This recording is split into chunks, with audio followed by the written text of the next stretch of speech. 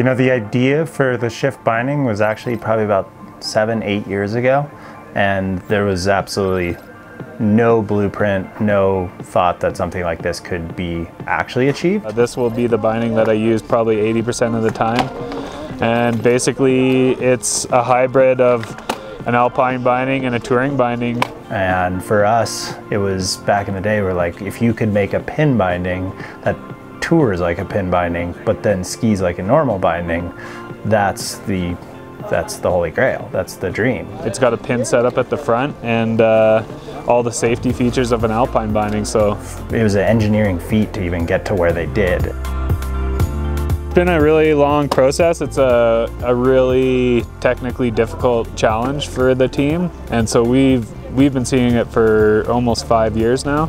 We want this binding that skis like a pin, or that tours like a pin binding, but is actually safe.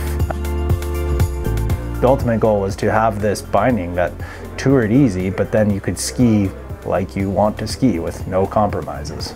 It opens up a whole new possibility for me for skiing. I don't have to choose between taking a heavy frame binding and touring all day and working my legs, or have to take a pin binding and worry about, you know, hurting myself but being able to tour really far. Now I've got a binding I can do both, and that's huge.